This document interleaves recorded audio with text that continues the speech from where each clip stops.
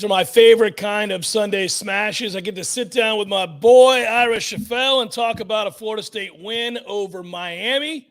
Welcome in, everybody. Hopefully our internet's working well. Ira, do you see me? Do you hear me? Are you all right? Are we good? I see you. I hear you. I'm like Tommy over here. I can see you. I can hear you. Man, I'm freezing up. This is nuts. Oh, Jeff. I don't know how this is possible. We were fine. Are you there? I'm here, Ben. Ben, if come I help have me to, out, I'll Ben. start it all over. I don't know. You're glitching. I'm not glitching. You're glitching. You're glitching.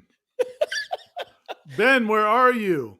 Ben, we're all glitching up in here, but I can hear Ira now. Okay, here we go. You can hear me now? I can. Russ Voorhees can hear us. I just hope this works because this is too much fun. If I have to start over, I'll start over. I'm not going to screw this up. It's a Florida State win over Miami for the third consecutive year, 10-0. Now we're good. The people out there saying they hear and see us both. So let's just roll. Cheers, first of all. Thank you, buddy. Cheers to you as well. And cheers to Florida State beating Miami and to going 10-0, which 10-0 will work. 10-0 will work. Hey, by the way, I didn't tell you this, Ira. I ran into Russ over the weekend. Oh, did you? Nice. Russ came up and said he came by. Yeah, he came by the pregame show, right? He did, and nice. He was in great spirits. He said that he's not sure anything's ever sold as well as the Smash, and that I mean he's just turning a profit left and right. We're not charging him enough. That's what he said. I'm sure that's what he said. He kind of said that.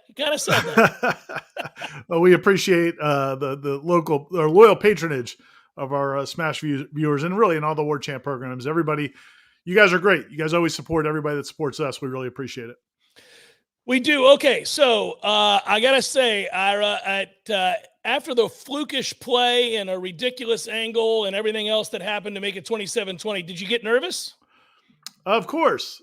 I mean, I think I got more nervous when Emory Williams got hurt. I was like, oh, Van Dyke's going to come in and somehow there's going to be 3 DBs are going to collide and somebody's going to run into the end. I mean, it's just like, it felt like there's no way this could happen, but it's definitely going to happen. So yeah, no, I was definitely concerned about it. And then Tyler Van Dyke was Tyler Van Dyke. So it worked out and Florida State got the win. But I guess like that's the thing to me. If that one play doesn't happen, I thought Florida State all night was very close to blowing Miami out. And it's frustrating they didn't do that. But to me, it wasn't – the score to me is not indicative of the state of those two programs. I think Florida State's a much better team. They just didn't take advantage of some opportunities on that game. That's how I felt about it. I don't know how you felt about it. I've got a mixture of both. That's a fluke play. It is. I do think Kevin's really struggling a little bit though. Oh, for sure. They're gonna have to figure something out. He's not. You can't keep rolling him out there. Yeah, I think there's a couple things going on there, and I started to get into it on our message boards, and I haven't. Look, Mike Norvell. He's never going to talk about injuries. Of course not. I believe there's a reason Kevin Noles has not been really looking forward to contact that might be health related. But I don't, I can't report that. I'm not reporting it for sure. I just think that might be something to that.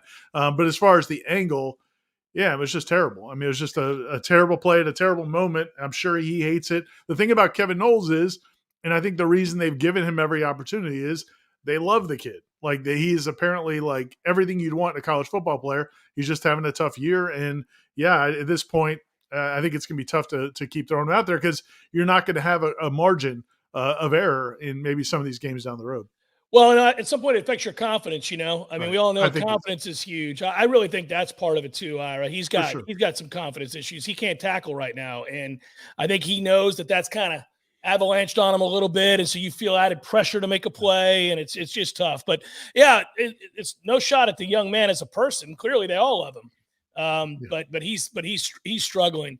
Hey, I think at the end of the day, when I kind of walked out of that game, I thought about what I've thought about for weeks on end. I think that it's important to put in proper perspective where Florida State's at.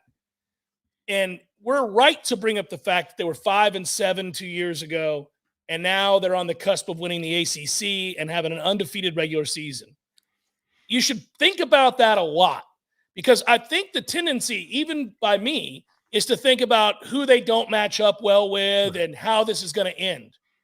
But frankly, if they go 12-0 or 13-0 and win the ACC, it doesn't really matter because they're so far ahead of schedule that, you want to win it all and you want an opportunity to take home a championship. But honestly, if we're being transparent, like who thought they were going to go when they were 5-7, who thought they'd have a chance to go 13-0 and win the ACC 2 years later? I mean, it's crazy how quickly it's turned around. Yeah, I mean, that's where I am. And I understand both sides of it. And it's fine to want them to be better than they are. But, like Coach Henshaw, George Henshaw, and I talked earlier today for this week's Henshaw's House. And he made a point that I think is very accurate. It's in that piece. He said, after 10 games, you are pretty much who you are. This may be who Florida State is, good enough to beat teams and good enough to make plays in big moments and key situations to rise up to beat LSU, to come through at the end and beat Clemson, to hold off a charge from different teams. But if you spend this whole year waiting for them to be this juggernaut that just blows, that's just not who they are. They haven't been that for 10 games. It would be awesome if that just showed up out of the blue, in a couple of weeks, but that hasn't been who they are. So maybe kind of enjoy, like your point, that they're ahead of schedule. And this is because otherwise you're just going to be frustrated through all the wins. And then at the very end, if they're 12-0 or 13-0 and finally lose a game, you're going to be like, I told you, and it's like, man, you could have enjoyed a lot of wins along the way. Well, I have to remind myself to do it because I want them to win it all. I'm a Nole. I want them to go undefeated. I want them to win it all. I want them to be better. I think there's a better version of themselves at the end of the game every week. I think, this version was so close to showing itself. Yeah. But you're right. I mean, and I will say this, and Ira, I'll get to all the contributions here at the outset in just a moment. And we have to be very careful as people that cover the team. But guys, I do think, and this isn't just like, hey, I'm not trying to like disguise this as inside secrets. I think it's fairly evident. This is a really banged up group, man. They got a bunch of guys that are playing through things, playing injured. They're trying to rest guys here and there. They're trying to get guys reps where they can and move these other guys out. It's just crazy. Like, I think this North Alabama game is a godsend. You would almost, Ira, be tempted to just start your entire second and third team and be like, seriously. It crossed my mind. Yeah, it crossed my mind. I mean, certainly some positions. Yeah. Oh, they've got some linemen. They've got. I even think the guys that play a lot of times, like, perfect example. It's very obvious Jaheim Bell's not right. Right. It's very obvious he's not right. I think it's obvious to some degree even yesterday that Keon wasn't right. I think there's a lot of moments where you see it come out where you're like, oh, that guy, oh, man, he's probably gone if this is 6 weeks ago or whatever. Didn't seem quite as explosive, right? Correct. Yeah, correct. So I saw a lot of that, and I see that with some of these guys. Hey, that's football. The cliche war of attrition, it absolutely is. But here's the good news is whenever I get kind of frustrated by that, I realize you've got this North Alabama game. Look, guys, they're not beating you. North Alabama's not beating you. So you really can rest a lot of guys. And then you got to go to war with Florida and Louisville. But if you win those games, you got a long rest before you play off a game, before you have a playoff game. You have a lot of time to get as healthy as you could possibly be for a game like that. Yeah, and I think that, it would, my guess is Mike Norvell is going to probably want to play those guys early. But yeah, I would not play them much, especially in some guys you could rest. I mean, like, we watching the game last night, Maurice Smith was struggling. I mean, you could tell he was struggling physically.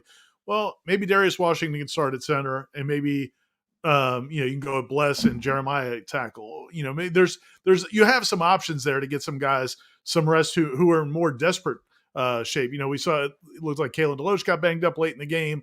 Maybe he doesn't need to play this week. There's it'd probably be different levels. Some guys maybe you don't play at all. Some guys you play just a few series. But yeah, I mean it does come at a perfect time. Meanwhile, Florida's got to go play Missouri, who just beat the crap out of who did they just Missouri Tennessee just killed Tennessee. So that's going to be a tough test for Florida going into Florida State. Yeah, and they had some recruits say, this is no good. I'm out of here. Florida suffered a setback today in recruiting, which I think down the line is going to help Florida State. I think that This is the time of year where, hey, listen, I mean, there were 100 plus kids at I mean, this was crazy how many people they had at this game. That atmosphere was awesome. There's no doubt Florida State has separated itself from Florida and Miami. If you look at the trajectory of the programs, you've got to be very excited about Florida State's opportunity to maybe flip some of these kids in certain situations, still continue to work on others. I think this weekend probably couldn't have gone any better for Florida State when you think about it. You get your third straight win over Miami. Florida gives up 4 billion yards and 50-plus points to LSU, and then they have kids decommit. You have Jimbo Fisher lose his job at Texas A&M. Well, we could toast to Jimbo. Oh, you want to toast to Jimbo? Yeah, let's toast. To happier times, Jimbo, and to hey, if you're trying to figure out ways to spend that $75 million, the Battle's End would take a donation, I'm sure. Seminole Boosters, you've always been concerned about Seminole Boosters funding, so you can always give back. But we're thinking of you, Jimbo. Yeah, tough times. Nobody's going to think too long because he's made a ton of money off of Jameis Winston. And, I mean, I wonder how much money he calls and offers Jameis. I mean, you got it, right? Jameis, I know you made a lot of money. Should I give you a couple $1 million? What should I do here? I owe you the world. Yeah, it's interesting. It'll be interesting to see what they do. I know a lot of people on social media, a couple of either Pete Thamel put out some names, put Mike Norvell on his list of names that they should be interested in or consider. And the nice thing about Mike Norvell, and I believe, is that when coaches let their names be out there for jobs all the time, it's usually for leverage, right? Yep. And whether it's because they want more money or they want more money for their assistant coaches or they want more facilities or whatever it is. And that's fine. I mean, that's part of business and, whatever. I think, Mike Norvell just got a huge raise after the end of last season. Now they're 10-0. If they go to the college football playoff, maybe there's another raise. We'll see. What I don't think, I haven't gotten any sense since Norvell's been here, is that he's going to use these opportunities, let alone every opportunity, which is what Jimbo did, to feel the need to hold the program hostage or hold the university hostage. Now, if there are things he thinks at the end of every year, he's going to talk to the administration about, hey, it would be great if we got this, or hey, it would be great if we got that. He knows they're all in. Florida State's administration has been all in now for the last couple of years because they know that Florida State football has to get back to what it was, which is part of how we got to this point for this program to feed all of the other athletic programs and to help the whole university. So I don't think there's any need to hold Florida State hostage at this point. And I think if he needs something, he may ask for it, but I don't think you're going to see the constant extortion that we saw under a previous head coach. That my point is, I don't think that's the natural order of business for a healthy program. And I think Florida State's in a much healthier place. And I don't think that's going to be the approach by Mike Norvell. Yeah, Mike doesn't strike me as that. His agent is everybody else's agent, though, and that agent does this to everybody. Well, he did switch. He did switch this year. Yeah, he went with one of the other agents that worked for Sexton, broke off, and Norvell's with them. I'm not saying they're going to do anything different, right? But he isn't with Sexton anymore. Well, that's good news because that's exactly what Sexton would do and has done repeatedly over and over and over again. I actually think Elko is probably the leading candidate for that job. He's done a great job in the short time he's been at Duke. He was at Texas A&M. He hated Jimbo. The second he could get out, he got out. It would be a good hire for them. They should hire Elko. I mean, I would over Lane. Elko would make a lot of sense from the one standpoint. Obviously, he's successful. He's been there. He was on Jimbo's staff, and he did a good job there, and he's done a good job at Duke. I don't know from a personality standpoint and just his voice and the way he carries himself. He's got that Northeastern, vibe to him. I don't know how well that's going to fly in Texas A&M. I've heard, I think Lane definitely wants it. I think he is he's going to be pushing hard for it, and I'm sure his agent's going to be pushing hard for it.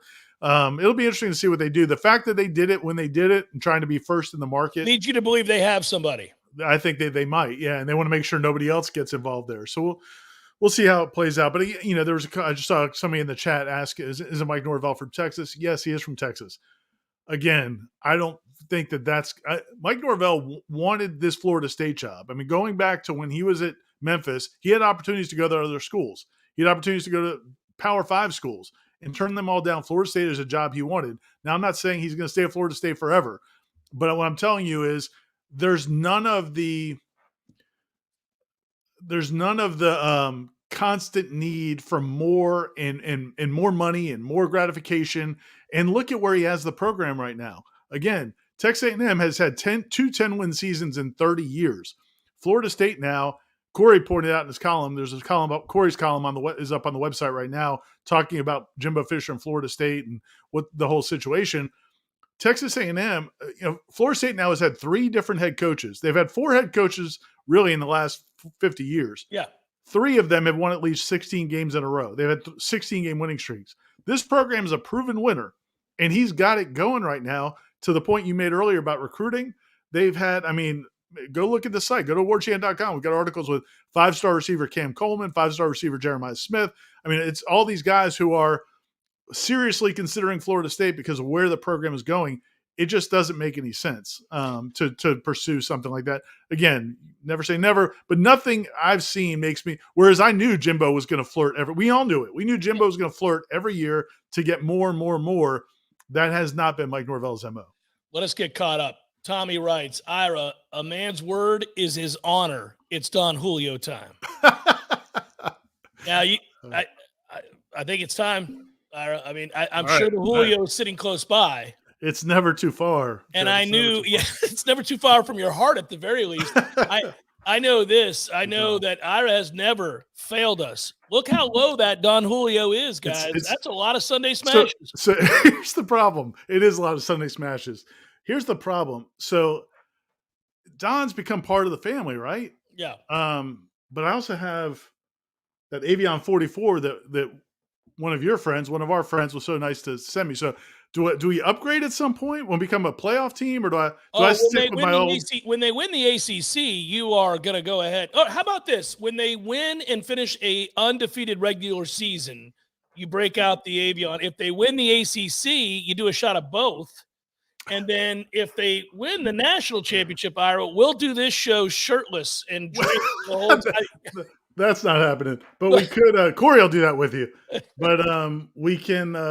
We need to be together to share that, though, man. That's special. Okay, stuff. well, I can come over to the house the next time we have to do it, which is after the undefeated season. But for now, we need to see you hit that Don Julio like a man. Oh man, guys, look at this. We're tapped out. Oh, we finished the smash. Tapped out of the Don Julio. We're empty. You can get another bottle for about $6. I need to expense it. Hey, that's a grown-ass man shot right there, folks. I want Ira to show you. Look at that. That's a grown man's shot. Now, if you could, Director Ben and everybody else, make sure you record this and have it frame by frame so we get the look. Yeah, it's always the best look. It's so smooth, guys. I'm going to use it tomorrow on the JCS in celebration of this win over Miami. It's so smooth. This is for you, Mario. This is for you, Jimbo. This is for you, TVD. This is for you, UM. This is for you, Texas A&M fans. The last of the Don Julio. My man. Ooh, boy. Oh, boy. It's been a while. It's been a minute, Jeff. Ooh. Cut the camera. Oh, boy. Ooh, that Don Julio just hits different after a Miami win. It's aged a little bit. I think all the best stuff was at the bottom of that bottle. I'm proud of you. Very proud of you. Seth writes, always love a win over Miami, no matter how it looks. I also think that team is better than some thought, particularly on defense. You guys excited? You get to cover coaching news again. Laugh out loud. Go Noles. Yeah, we don't cover that much coaching news right now. It's Texas A&M. Jimbo was about to get fired 3 weeks ago. This was writing on the wall. I kept bringing up the fact, Seth, that he had lost 9 straight road games. You can't pay somebody $100 million to lose 9 straight road games, for Christ's sakes. By the way, Ira, we just got a text from England. I saw that. We will get you boys a bottle of the Battles in tequila, and I am down with that. I think you think it's smoother than I the have Don a Julio? feeling. Well, Ingram is a sophisticated man He and is. a friend of mine, and I know that he likes the good stuff, so he's not gonna settle for nonsense tequila. This be good tequila, buddy. You're gonna cost us our Don Julio sponsorship. You said, "Ooh, cost us the Don Julio." Hey, to the question, no, Miami's defense was solid, man. If you look at the over the course of the season, Said it coming Miami, in. and I'm writing this in my 3-2-1 column.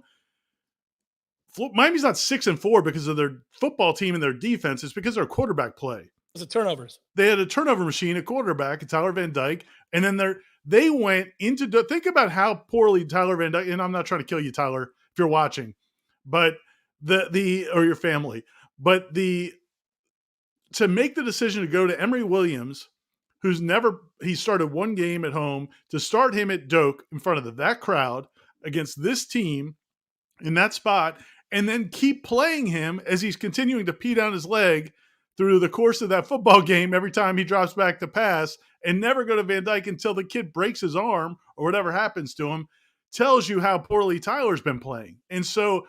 And then they replaced him with a guy that went 8 for 27 and left him in there the whole time. So that's the reason they have not been good.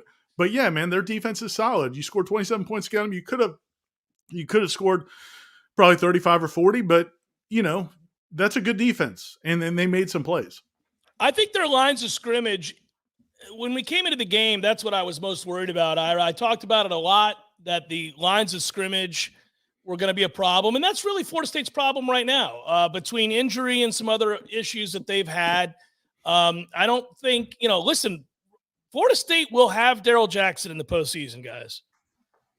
It's going to be important, because I do think good offensive lines can gash Florida State's defensive line. And I think Florida State's offensive line is what they are. You got to have to scheme around them a little bit. They're not dominant. So this was going to be a bit of a problem there. And Miami's got, if you're a Miami fan, when you take time away from bitching about the officials, you can sit back and really realize you got some young players that you can be excited about. I think. There it is. Tommy writes, "Thanks, Ira. Promise kept." That's good. Ira's face is a little bit more red right now. Looks like someone gave you a spoonful of baby food when you take But no, Miami's got talent, and he can recruit.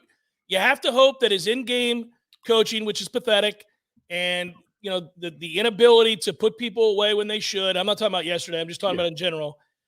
Catches up with him. And, this has always been the case with Mario. It's like he can recruit, but do you amass enough losses that recruiting ability dissipates and guys decide to go elsewhere? So, it's going to be incumbent upon Florida State to continue to stockpile players and do well here and try to assert yourself while you have a distinct advantage over both Florida and Miami.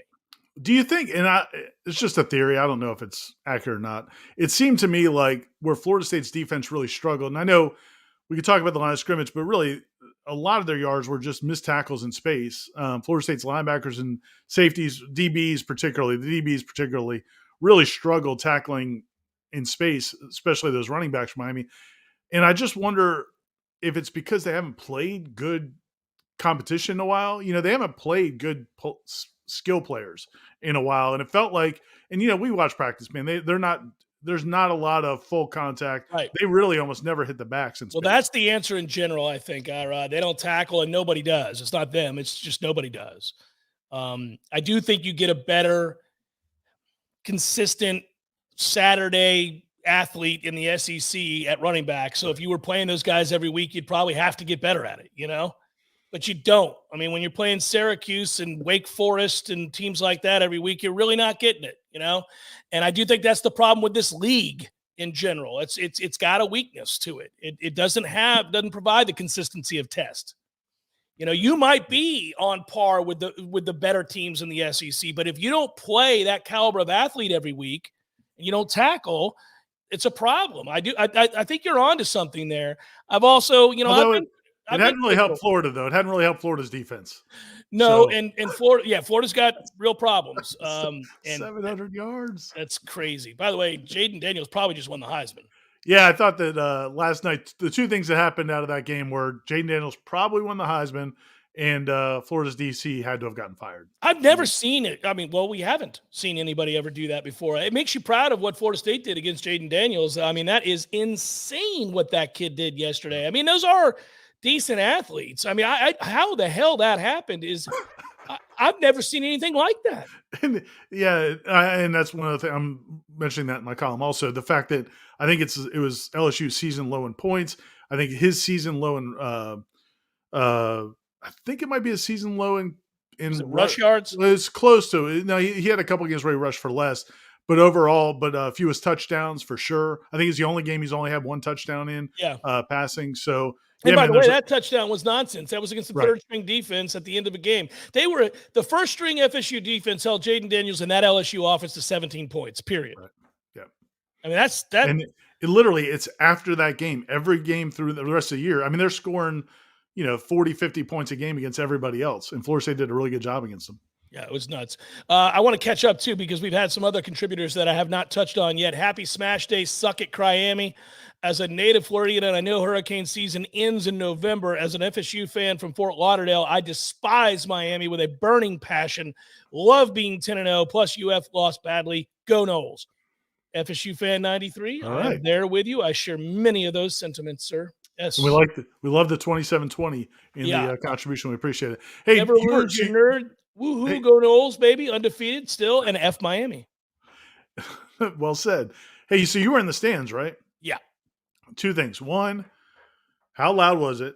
And two, one of the players, I can't remember who it was. I think it might have been Akeem Dent that was one of the players was talking about how great the crowd was and that he really didn't see many Miami fans even. It was just like so many Noles. Did you see, how many Miami fans did you see in the crowd and how loud did it get? Yeah, there's the one little section that some of the Miami parents and the quarterback's parents were there and that little group. But it was the corner. Yeah, but I mean, not much. I mean, it was loud. It was very loud. I've heard louder. I mean, we've been louder before. It was kind of a weird game, but I thought Florida State fans brought it when they had to bring it, and it's definitely a home field advantage. You saw Miami did not try to really make any checks at the line. Now, that was twofold. That was a young quarterback. They didn't want to confuse him. And then, B, they just knew what was the point. Florida State was loud in those moments when there were big-time things happening. They knew when to get loud. It was good. It was good. I want to address something here. Somebody's in the chat, and they asked this question. Richard asked, Jeff or Ira, can someone address the talk that Doak will never again be like it was last night? Can somebody please explain? Well, Richard, they're doing renovations to the stadium. That's what you are hearing when people say Doak will never be the same, because they're taking out some seats in the name of comfort and amenities. And so it's not going to have as many people in the stadium as it was last night. They've already, it went from, in my time, to 83,000 down to 80, down to 78, I believe, or somewhere in that neighborhood. Yeah. And so, I think it's going to decrease again. I know it's going to decrease. My father, for example, by the way, Ira, and for everybody out there, has had season tickets and has gone to games for over 40 years. And he has a meeting this upcoming Saturday before the North Alabama game with the boosters to sit down and talk about his seats. Right. And he wants me to be there because he thinks I'm going to sway, that I'm going to have leverage. But Saturday at 1:00 before a 6:30 kick, he's got to be a Doak to go through and talk about what his options are. And a lot of people are going through that.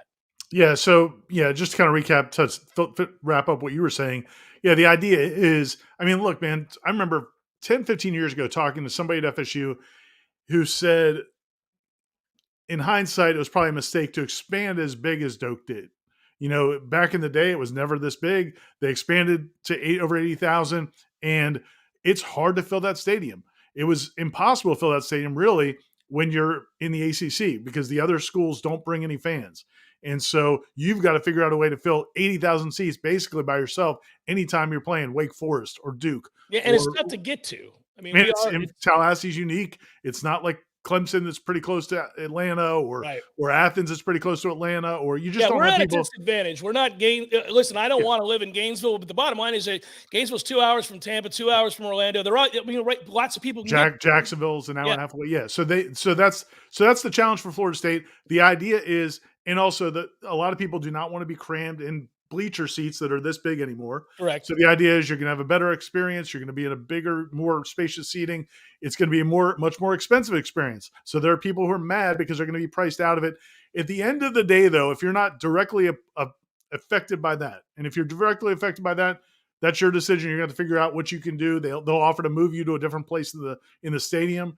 I think even the fans who are unhappy right now feel like they know they've been getting a good bargain for a long time. The seats they had at the price they had, but that time is changing. But if you're not really affected directly and you're just concerned by the idea that you're going from 80,000 fans to 70,000 fans or 68,000 fans, it's going to be somewhere in that ballpark, and you wonder about the noise, I would just tell you this, man. I grew up going to the Orange Bowl, selling Cokes in the Orange Bowl, hot dogs in the Orange Bowl. That place was loud as hell with 72,000 people. It was not a 90,000 seat stadium. I get it. Everybody sees the 100,000 seat stadiums, Tennessee and Penn State and all these places. I think, we'll see, but I think it's going to be still very, very loud. I don't think it's not going to be, you got 70,000 people in there compared to 75 or 80,000. I personally don't think it's going to be that big of a difference. Now, the people who are affected by the price and all that, I get it, man. You got to deal with it and let FSU hear that you're not happy, and we're going to be doing more on that. But as far as the overall concern, I think Doak's still going to be really loud. I think Doak will still be loud, but it does adversely affect quite a few people, and I have empathy for those people. I do too. It's tough, man. That's just a tough deal. I get both sides of it. They have to renovate. They have to modernize. They have to create more space for people to sit down. When you sit in the stands, Ira, you probably have not had to do that in a long time at this stadium, if ever. I did. The last time I did, Jeff, I think it was 1990. Okay, so buddy, you were in school. I mean, for Christ's sakes, yeah. So it's not a great experience. I'm a bit spoiled these days with all these years of being in the press and being able to go wherever I want. But it's you're squished up against people. I mean, it's not great. To clarify, I was selling Cokes in Miami. You were not selling Coke in Miami. Thanks. Sorry. Boy, if you had been, that was the heyday to do it. You would have made some serious money in the 80s selling Coke in Miami, buddy. Good Lord, Ira. But yeah. So it's a tough deal, but a lot of places have already done what Florida State's now doing. A lot of places around the country have already done this numerous times. And so Florida State finds themselves in a tough position. I still think, to your point, it will still be loud. Saw somebody say that they'd never seen the Champions Club sold out. Well, it's always sold out. People just don't sit in the stands because they wander about drinking and eating because they have all those amenities back in the causeway there, that open area there, not causeway, that open air, the concourse. Even when it's sold out, people aren't sitting in the seats. Yeah, and that's look, man. There are concerns. I mean, I'm not trying to display, and we'll get back to football here in a second. I'm not, and I think we're actually going to have some more content on the site this week about this topic. So good week for it, Ira. Good week for it, buddy. Yeah, we need to break down the North Alabama game, bud. But so we have that coming up. You'll see that on Warchant TV later this week. But as far as it's not ideal. It's going to be a tough situation. It's going to be hard for a lot of individual people. But like you said, it couldn't stay the way it is. Like, it's hard in 2020. When we were in college, man, you didn't give a crap what you were sitting on. You just had to be at the game because home television sucked. Yeah, and some games weren't even on TV. And if you were at home, you had a 19-inch, 25-inch TV. You could barely. It was just it's that people are not going to come to sit in a metal bleacher that's big anymore. So they have to modernize it. They have to make it better. They also have the ADA issues that they've got to address as well. So there's a lot going on there. Plus, it's going to be a revenue driver. I mean, they are going to charge a lot more now for these seats to make revenue for the athletic program. So there's a lot to it.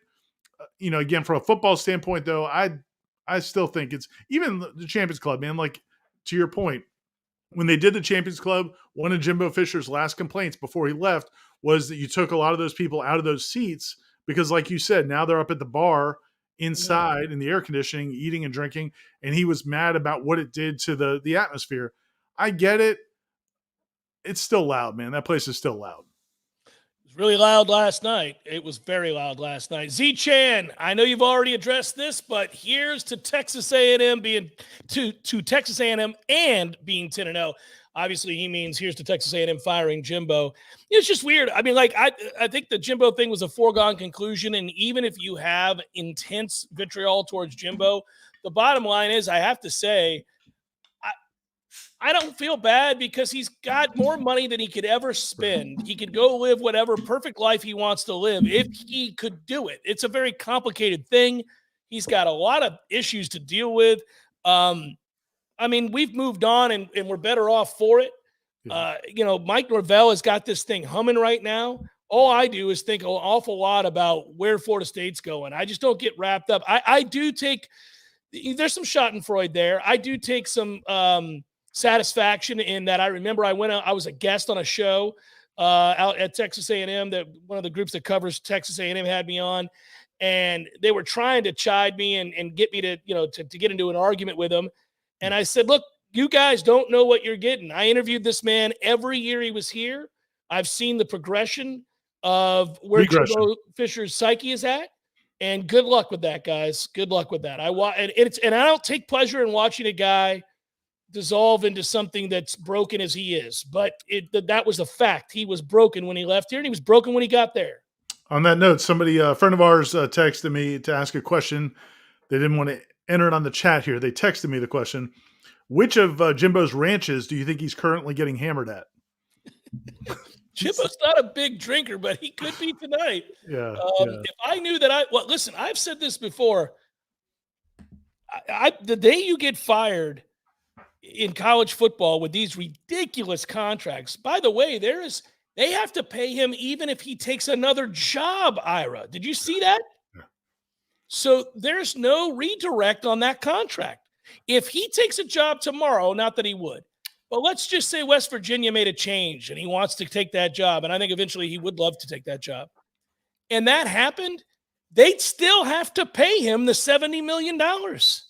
You'd like to hope that maybe he wouldn't charge West Virginia, his home state school, a whole lot of money if he's already got that money in the bank. But who knows? Yeah, man, it's obscene, it's ridiculous. But it shows you also what Texas A&M had to do to get him. Like that's where Texas A&M is as a program, and that's why, to me, if you're Mike Norvell, you'd be insane to go there. Again, I get it for Lane Kiffin. He's in Mississippi, and like that is going to stop right there. Stop right. I have said that many times to people before. Hey, you don't have to explain to me. You're in Mississippi.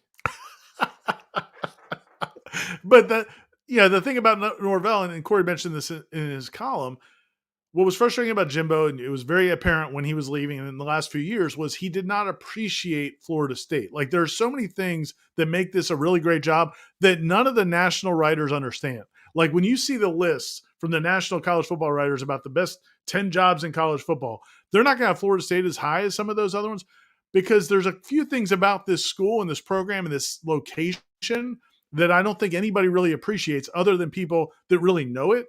And we can go into those if we want to, but there's a lot of things here that you don't have at some other schools. It's really a great spot. It's why it has been successful under several different coaches, and some of these schools are not. And so I think Mike Norvell appreciates that, and I think he understands it.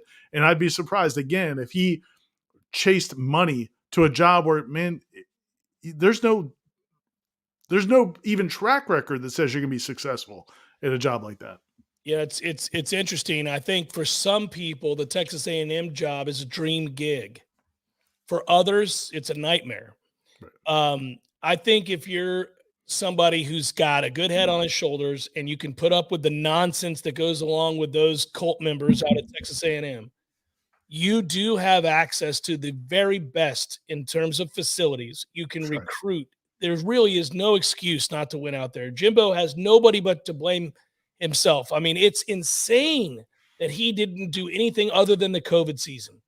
And I just think it's hard to fathom. So somebody who's got the right mindset could probably have a good go there. I know that the history is the history, Ira. You're right to point it out. And that's just a different deal. If you're at Duke, yeah, man, go ahead and take the A&M job. But you're right. If you're here, and I thought it was important to give Jimbo for a credit for a moment. I thought it was important for Jimbo to win that national title for Florida State. I don't mean for Jimbo, because everybody chalked up all of Florida State's success to the great Bobby Bowden, who deserved all of the praise that he got. And obviously that run is one of the greatest in the annals of coaching history. And everybody will remember it forevermore. If you're a fan of the sport and you understand the landscape of college football, you would put that up there with the Bob Devaney's and all these different guys that have ever done great things at any one institution for a prolonged period of time. But I always wondered, and I think other people in college football wondered, well, when he leaves or he's let go or he's forced out or whatever you want to say, could Florida State still win? Well, it turned out, yes. Yes, you could. You could still win. You could still win. Jimbo won 29 in a row and a national title. And now Mike Norvell has come in and in short order won 16 straight. There's a good chance they're going to go 12-0 and win the ACC. So now you know it's not a one-trick pony. It's not a one-coach thing. It is the special place that is Florida State. It is one of the few universities in the country that you, if you're operating at peak efficiency, like I like to say, you can win a national championship at. You cannot do that at Wake Forest. You cannot do that at countless institutions, 130 plus institutions out there. I would venture a guess that you probably cannot win a national championship at what, 100 of them? Look at Melissa's great comment there. I'm sorry, Ben, if you could put that back up there. Melissa says, it's why other sports have had the same head coaches for decades. Listen, man, Florida State, Mike Martin, Bobby Bowden, Leonard Hamilton. Look at Leonard Hamilton's career. He's never stayed anywhere 20 years. He stayed here for 20 years. Yeah. You look at Lonnie Alameda. You look at Mark Ricorian before he left. Easily gone by now.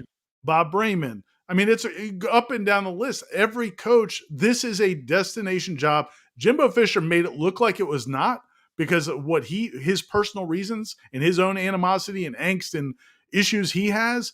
But that's not Florida State, man. Florida State is a 100% a destination job, especially at a time right now where the administration is all in. Like, they could not be more all in than they've been these last few years. It's also, Ira, really quick, you're making a great point, and I just want to add this to your point. It's the first time in forever that they're all on the same page because that booster arrangement changed.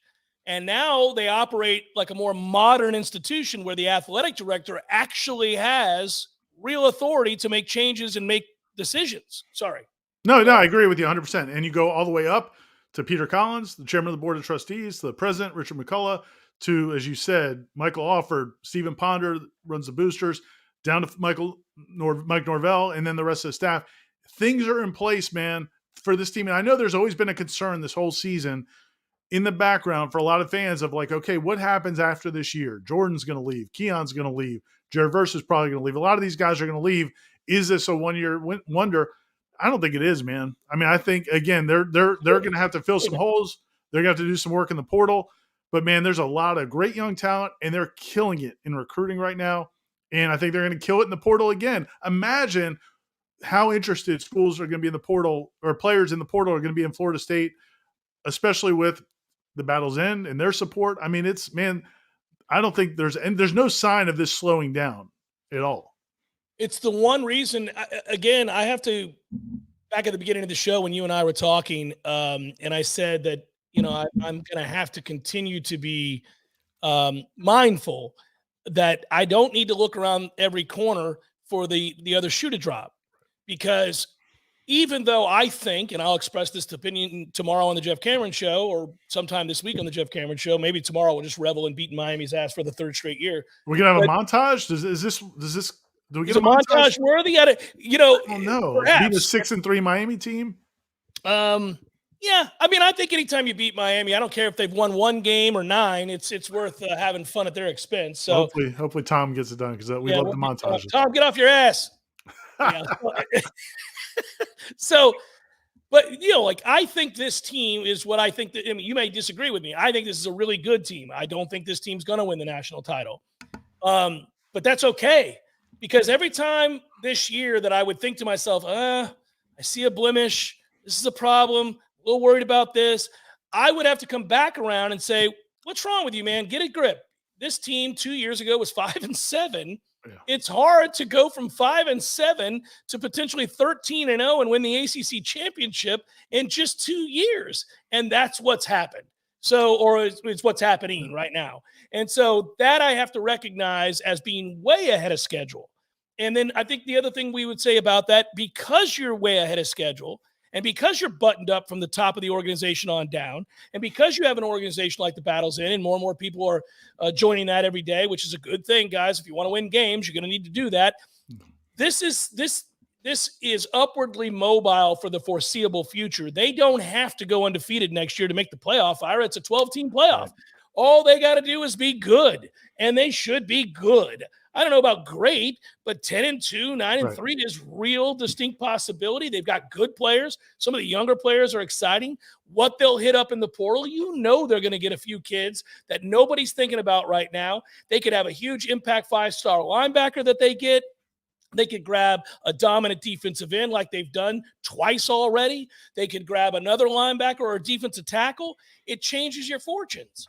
Yeah, and I think there are some players on this current team that some people may expect are going to leave or assume they're going to leave, that I wouldn't be so sure. Because, again, what we saw a year ago when this time a year ago, people were convinced Jared Verse was leaving. And I'm not telling you he's going to stay again, but there's probably players similar. Right. But there are similar players, maybe not to that level, but there are really good football players on this team who in the old days probably would have bailed.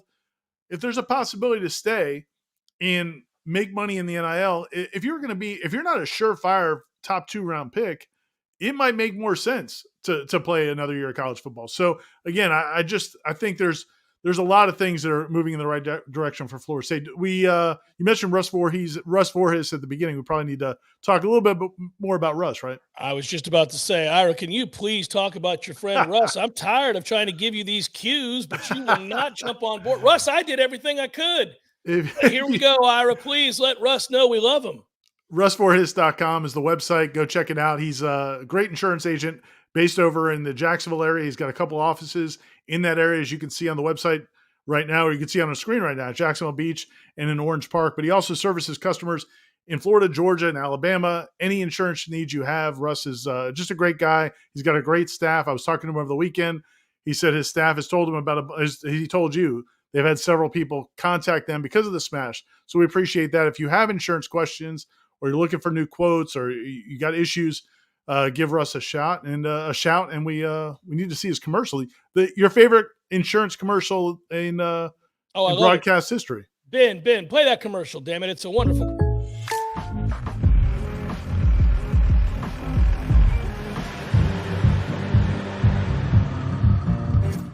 Contact Russ Voorhees for an auto quote today. Thanks, Russ. And this has nothing to do with nothing, but I will tell you, Russ is a big man. Russ is a big, strong man. Russ could play left tackle right now for Florida State. Russ, we may need you. Russ is a wonderful stand-up guy, awesome at his job, and a big bitch. Russ, you're an impressive man. Man, when things go down, he says he's going to be in Charlotte, and I asked him if he was going to come to Gainesville. I don't think he was going to come to Gainesville, but he's going to be rolling with us in Charlotte, so we'll be all right. So it's going to be interesting to see just how healthy can Florida State get before that ACC championship game. Let's see how healthy they are for Florida. I do want to see this team be in a position to put their best foot forward once we get into these postseason games. Right now, I feel like they've had to kind of work around a bunch of stuff, and that's a testament to how good the coaching staff is. I don't think our fans really realize just how banged up this group has been. We're not allowed to talk about specifics, but I think it's self-evident when you watch the games. I rewatched the game this morning, Ira, because sometimes you can't see things from the stands, and you want, and I watch it really closely, play by play from there. And I just see a bunch of guys who are tough as nails trying to work through some things and find ways. I believe if they're 100% healthy, these scores look a little bit more disparate, but they have not been healthy, yet they find ways to win games, and they cater to what they can do right now. I think they're capable of more. I just want them to get healthy enough to be able to achieve that. Yeah, I think there's nothing like, again, what I said earlier, that this may be who they are. That doesn't mean they can't all click on all cylinders in one game or two games. You talk about getting to a play. If they played the way they played so far, they should win in Gainesville. They're obviously going to beat North Alabama, and they should win the ACC championship game. I mean, if Louisville gets there, which it looks like they will, watching them the other night. Yeah. I mean, I think Florida State's in good shape. Florida State plays the way they played all year. They're going to win that football game. So now, man, you're in the playoff. Could you hit it one game where everything clicks? The passing game, the running game, the pass protection, the run blocking. I mean, does everything kind of come together? I think the defense has been solid. Is solid enough for most of this year. I mean, I think you could have that special game that even gets you into the national championship game. But if it doesn't, it's not going to be like that. This was something, to me, in my opinion, this is not like, you will never be able to say this is a team that didn't live up to its ability. This is a team that's, performed incredibly well. I mean, again, you have a chance to be 12 or 13-0.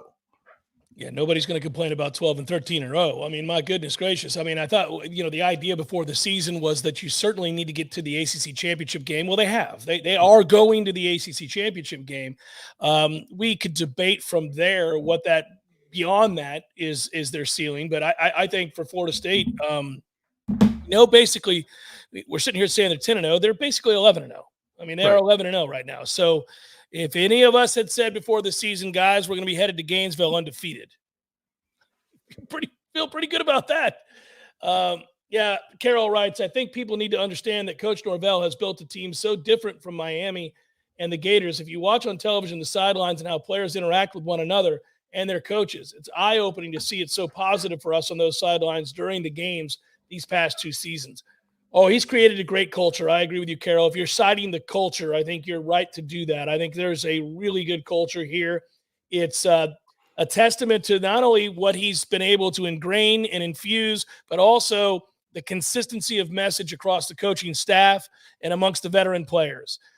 They are bought in, they believe, and they have passed that on to the incoming players, Ira. That's how you can have so many transfer portal players come in and work seamlessly into what you've already built, right? Because that culture has to exist when they get here. Yeah, I thought there were a couple cool moments last night. Again, I encourage people to watch the post-game interviews from the players because you could hear directly from them. And I thought there was some neat stuff, just listening to those guys talk about each other. Like Akeem Dent was looking, and I don't know if this was on the video or not. It might have been before we started recording, but Akeem Dent was looking at the stat sheet, and it had Kalen DeLoach with 2 sacks, and he was mad. He's like, D'Lo had 3 sacks. Like he was concerned about D'Lo's stats, and like there's there, and then when we started doing the interviews, we had Jordan Travis, I think it might have been DeLoach and Keon Coleman were up there together. Then when they were done, Trey Benson it was his turn to talk, and Keon Coleman and Jordan Travis, it's Saturday night, it's close to 10 o'clock, 9:30. I'm sure they have things they can do as college students. Florida State on Saturday night after winning a football game, and they actually stayed in the press conference room to watch Trey talk, to kind of tease him a little bit, but also again, you just see those relationships. Yeah, there's something special, and I think that plays out in games like that where guys are constantly stepping up at different times, like for each other. One guy will make a mistake, but somebody else picks him up. I think that's been really one of the cool things about this team. Kayvon, thank you. I see a contribution that I have not gotten to yet, and it's a healthy one, and we really, really appreciate it. Thank you so much for that, buddy. I don't have anything more to say but that, because there's no question there, but it's just a kind offering. So we appreciate that very much. Thanks, Kayvon. Did it look like Keon pulled up in that punt return to save his hamstring, similar to Dalvin versus Miami? Well, I don't know if he was saving his hamstring, but I do think that given the fact that he didn't play last week, and you're looking at a lot of guys that are kind of dealing with some bumps and bruises, it's distinctly possible that he protected himself. From what, I don't know. I'm not talking about, I don't know if it's a hamstring. I don't know if it's a bone bruise. I don't know if it's a tweaked ankle. I don't know what it is. But, yeah, and by the way, on his touchdown catch, thank goodness we're not playing on AstroTurf, because that would have snapped his leg. If you watch that way that happens when he catches the ball, go back and watch that, Ira. Really? The way he lands and the player lands on the back of his leg. Really? Man, I had to hold my breath. I thought we were dealing with something there. He landed so awkwardly, but he's a great athlete and he's in incredible shape. So he handled it well. And you and I would have been dead, but he's on Coleman. So it's yeah, but to the point you made that comment earlier, and to their point, I thought there was a pass underneath in that game where I felt like, man, normally there would be a little bit more burst there. And it could be, again, man, just, I don't know if it's a soreness issue or if it's a concern of re-aggravating something, but it didn't seem quite as explosive. On the punt return, once he found that crease and got going, now that's a different story. But in terms of stopping and starting, it seemed a little more tentative. Yeah, I think a lot of our guys are dealing with that. Johnny looked a little rusty. He had a good game, but Johnny looked a little rusty to me too. After the catch, some of that, he was trying to. I think he was being careful. I think all these guys. I don't want to say all these guys. I mean, I'm not talking about every single player on the team, but I think you're seeing lots of guys. Jaheim for sure. I mean, if you go back and look at the snap count, he didn't play a lot. It's clearly they've had a bunch of it's football. It's freaking football, and I really believe, and I'm speculating. But I really believe a lot of that was in that Duke game. Duke didn't have the offense to compete, but, man, they are physical, and Elko's teams are always going to be. And I just think that a lot of guys took some shots in that game. And, they won the game, and they ended up winning the game going away. They're tough. But I think that there's still kind of some things that are lingering there. And the nice thing is, again, you have this North Alabama game. It's big. I mean, it's a big week for them because – you played football. I mean, you can speak to it. Brutal. But a week or two makes a big difference. I mean, here's a comment. I was talking earlier this season. Florida State had a night game one week. And I'm not going to say specifically who the player was, but Florida State was going to have a night game earlier this season at 8:00. And I was talking to somebody in the program, and they were saying they were happy it was a night game because those extra 5 or 6, 7 hours might be a big difference for that player. Think about that. I mean, I think for somebody that didn't play college football, I'm like, really? 6, 7 hours can make that big of a difference? Now you're getting basically, some of these guys might get an extra week to get healthy, it can be a really big deal, right? One of the things, and it's come a long way since I played eons ago in the black and white era, I will tell you, Ira, treatment is a big deal. Like these doctors and these trainers do an amazing work for these guys. And if you talk about the advancements in technology and, whether it's a cold tub or whatever else you're talking about now, I mean, there are so many things and ways they get these guys prepared and work on their bodies when they have deep bruising or they have a pulled or a strained muscle or they can do so much. It's actually kind of baffling. I mean, there are some injuries that are described where you're like, oh, well, he's going to be gone for 10 days. But that's my antiquated way of thinking, the way things were back when we got hurt in 1989, 1990. Nowadays, guys can come back from things really quickly. So you give them an extra 5 hours, you give them an extra day, you give them an extra 5 days. If you sit Bless Harris this weekend against North Alabama because he clearly needs a little time, good. Bless Harris will get basically from the game ending last night until they play Florida to get his body right, and I'm just using that as an example, but just to get rested. Right. And speaking of him, I guess, man, just from what we've seen and observing, I guess they've shut Robert Scott down. I have been speculating for weeks that this is a failed experiment, and I don't mean that as a criticism, but when he was getting he's just not going to be healthy. I just don't think he's going to be healthy this year. You got to stop trying. I mean, stop. If you're going to put a guy out there for 10 plays, 12 plays, 10, what are we doing? At some point, you got to play a game. And clearly, I just don't think – I think he's probably – speculation. I might get yelled at for this. He may be done for the year. And what's the reason I bring it up is you feel bad for Robert Scott, but he was second team All ACC last year. Yeah, so again, when we talk about this team and we talk about 8 proven offensive linemen, they've been talking about since the beginning of the season. You have 8 offensive linemen that you can win with. Well, if Robert Scott's not going to be part of the equation, which right now he doesn't seem to be a big part of the equation, now you're down to 7. And then to your point, if you've got a Bless Harris who's dealing with something, can you really sit him, or do you have to get him out there? So that there's some depth there, and it's nice that they have some depth, but it's that even that position has been tested. It's a great opportunity for a lot of young linemen this week, guys. I'm excited to see this. I want to see the young defensive linemen, the young offensive linemen. Again, Florida State has won these games, these 16 straight games. They haven't done it by playing lower division teams, and now they have an opportunity to do that. And I think it's it's good for them to be able to rest a lot of guys. Last couple here, because I got to eat dinner. Do you think Jimbo, in a moment of self-honesty, looks back today and regrets leaving FSU, or at least the way he left? Also, percentage chances he comes to the 13-team reunion this weekend. That's from did I see this right, Jonesy? I think that when relationships end, be they work relationships, personal relationships, romantic relationships, people tell themselves whatever they have to tell themselves to justify why it didn't work. Very few people look in the mirror and say, you know what, that was on me. I was the reason that this didn't work out the way that it should have. And typically, the only way that changes is many years down the road with some perspective, and you have an opportunity, maybe not in the throes of that moment, to kind of think about it.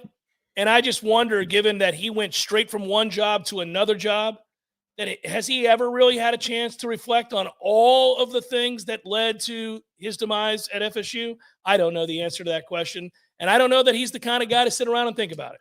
I will say this. I've heard from a couple different people that have had conversations with him in the last couple of years that he at least expressed some regret about some of the comments he made, particularly to us in the media in general, because he could have handled it better. I think he's acknowledged that he could have handled it better, and I'm talking specifically about attacking the media for speculating that he was trying to leave when we all knew he was going to leave. Well, it was crazy, and some of that. So I think he does have some regrets about that. I don't know if in terms of the big picture, whether or not he's going to. He may go to his grave thinking it's all Andy Miller's fault, or it's all right. Eric Barron's fault, or whoever, Stan Wilcox's fault, or whatever it is. But I would bet that he realizes to some degree now that it might have made more sense to try to fix things here as opposed to just napalming it on the way out and go into the next best thing. Because I think when you win a national championship, dude, and you and I will never have that feeling. It has to be intoxicating to a level where you think it's about you. I mean, right? It probably, yeah. I would imagine any coach who's won a national championship, even somebody as humble as Bobby Bowden, you start to think, man, I am something special. I mean, that's incredible. That's an unbelievable accomplishment. So, but I would bet maybe after these last few years, maybe I wouldn't be surprised if he's had some thoughts along those lines of maybe I should have made it work there. The 2013 team, I don't think there's any chance he's coming back for it. But I don't know, man. Maybe he's free. So for people that don't know, real quick, for people that don't know, the North Alabama game, they are having a reunion of the 2013 national championship team. I was talking to Rob Wilson. He said he thinks they're going to have over 60 players from that team here this weekend. So that's going to be awesome. Jameis is off, I believe. So he said that whole offensive line is going to be here. It should be a really cool day. Hopefully maybe some of those former assistant coaches will be here as well. Yeah, final thing on this real quick. Sage wrote in here that bro's laughing all the way to the bank. Maybe. He's made more money than he could ever possibly spend, and it was long before today. I don't think he operates that way. I know him a little bit, certainly talked to him for a long, long time. Never seen motivated by money. The man drove a stupid truck with camouflage on the side of it, for Christ's sakes, despite being worth millions of dollars. I don't know. It was, to me, the money represented respect and power. Correct. That's exactly what it was. He's never been one of these guys. It's like, I'm going to buy this mansion and go to the Maldives. I mean, he never. And when you get fired, you lose the respect and the power. Yeah. So there's a lot of that. Ben, great job. Ira, brother. Good job with the Don Julio too, buddy. I will talk to you tomorrow on the Jeff Cameron Show. Don't forget, we've got a lot of great content this week. Ira will be writing more. Corey will be writing more. Wake Up Warchant kicking ass. Jason, lots of recruiting coverage. Go to the site tonight. Matt and Michael are cranking out recruiting content. All these visitors have been talking about their trips, so that is going up on the site tonight as well. And there's a ton there, like legitimate. Meaty stuff with Florida losing players, and who knows, maybe Florida State continues to flip some guys. This could be exciting. This week will be fun for that. You're right, Ira. Good job pointing that out. Be good, everybody. Have a great night. Enjoy the rest of your Sunday evening, and we'll talk to you tomorrow. Peace.